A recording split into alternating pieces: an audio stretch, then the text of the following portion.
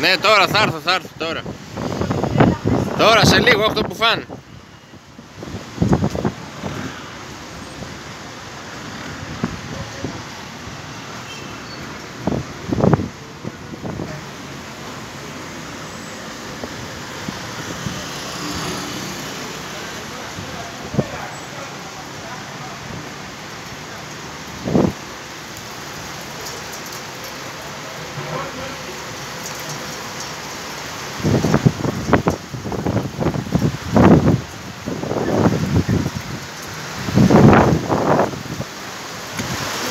Ναι ρε.